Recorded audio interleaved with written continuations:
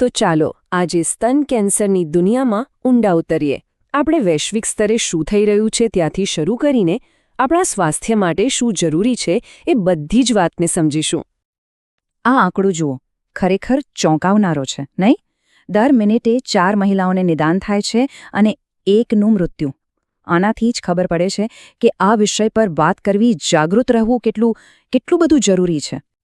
તો આ મુદ્દાને બરાબર સમજવા માટે ચલો સૌથી પહેલાં એ જોઈએ કે વૈશ્વિક સ્તરે પરિસ્થિતિ કેટલી ગંભીર છે. અને ભવિષ્યની વાત કરીએ તો 2050 સુધીમાં દર વર્ષે 32 લાખ નવા કેસ. જરા વિચારો, 2022માં આ આંકડો 23 લાખ હતો. મતલબ કે આ એક બહુ મોટો અને સાચે જ ચિંતાજનક ઉછાળો છે. પણ આમાં સૌથી દુઃખદ વાત શું છે ખબર છે? અસમાનતા.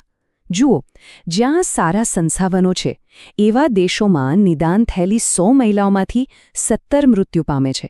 પણ જ્યાં સંસાધનો ઓછા છે ત્યાં આ આંકડો સીધો 56 પર પહોંચી જાય છે, અડધાથી પણ વધુ. આ તફાવત ખરેખર મોટો છે. તો આ વૈશ્વિક પડકારને પહોંચી વળવા માટે આપણી પાસે સૌથી પહેલું અને સૌથી શક્તિશાળી હથિયાર કયું છે? એ છે સ્ક્રીનિંગ. ચાલો હવે એના નવા નિયમો પર એક નજર નાખીએ. અને અહીં મુખ્ય ધ્યેય શું છે? માત્ર વધુ ને વધુ ટેસ્ટ કરાવવાનો નહીં. ના, ધ્યેય છે સ્ક્રીનિંગને વધુ સ્માર્ટ બનાવવાનો. એટલે કે દરેક વ્યક્તિની જરૂરિયાત મુજબ તેને વધુ ચોક્કસ બનાવવાનો. સૌથી મોટો અને મહત્વનો ફેરફાર છે ઉંમરનો. પહેલાં મેમોગ્રામ માટે 45 વર્ષની ભલામણ હતી. પણ હવે જે મહિલાઓને સરેરાશ જોખમ છે તેમને પણ 40 વર્ષની ઉંમરથી જ સ્ક્રીનિંગ શરૂ કરવા કહેવાયું છે. અને આવું કેમ? કારણ કે એવું જોવા મળ્યું છે કે 40થી 44 વર્ષની ઉંમરની મહિલાઓમાં કેન્સરના કેસ વધી રહ્યા છે. અને વાત અહીં માત્ર મેમોગ્રામ પર અટકતી નથી. હવે ડોક્ટર્સ વધુ વ્યક્તિગત અભિગમ અપનાવી રહ્યા છે. જેમ કે જે મહિલાઓના સ્તનની પેશીઓ ગીચ હોય, એટલે કે મેમોગ્રામમાં બધું સ્પષ્ટ ન દેખાય, તેમના માટે હવે અલ્ટ્રાસાઉન્ડ અને MRI જેવા બીજા ટેસ્ટ પણ ખૂબ જ ઉપયોગી સાબિત થઈ રહ્યા છે.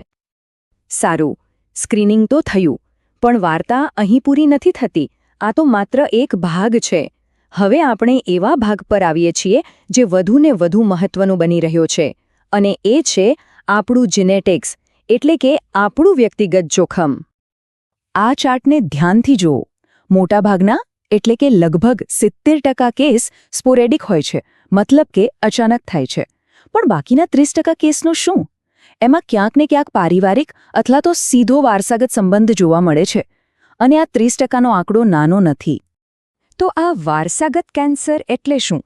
સરળ ભાષામાં કહીએ તો જ્યારે કોઈ વ્યક્તિને જન્મથી જ એવા જનીન વારસામાં મળે જેમાં કોઈ ખામી હોય.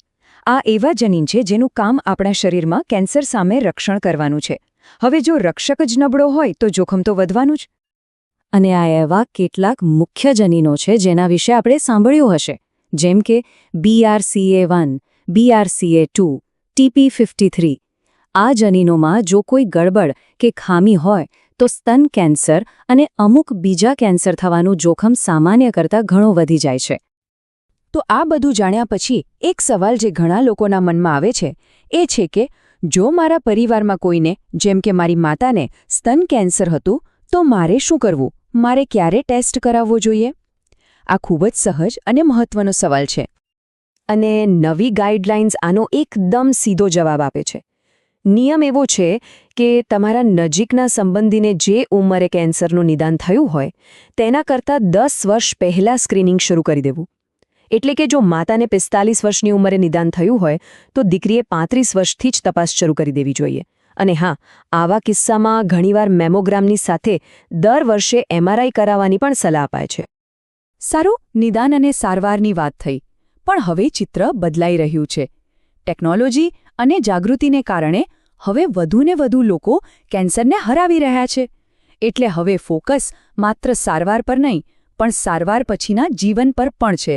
એટલે કે સર્વાઇવિંગ અને થ્રાઇવિંગ પર. કેમ કે સફર ત્યાં પૂરી નથી થતી. સારવાર પછી પણ શરીર અને મન પર ઘણી લાંબા ગાળાની અસરો રહી શકે છે, જેમ કે લિમ્ફેડિમા, દુખાવો, મેનોપોઝના લક્ષણો, સતત થાક લાગવો. આ બધી બાબતો પર ધ્યાન આપવું એ પણ સર્વાઇવરશિપ કેરનો જ એક ભાગ છે. તો આ બધી ચર્ચા પછી આપણે આપણા માટે શું કરી શકીએ? અહીં 4 મુખ્ય પગલાં છે. પહેલું, તમારું પોતાનું જોખમ જાણો. બીજું, સમયસર સ્ક્રીનિંગ શરૂ કરો. ત્રીજું, જરૂર પડીએ વધારાના ટેસ્ટ વિશે પૂછવામાં સંકોચ ન કરો. અને ચોથું, આ બધી બાબતોને તમારી નિયમિત જીવનશૈલીનો ભાગ બનાવો. આ બધું તમારા ડોક્ટર સાથે મળીને કરવાનું છે અલબત્ત. આપણે વૈશ્વિક આંકડાથી શરૂઆત કરી અને વ્યક્તિગત જનીનો સુધી પહોંચ્યા.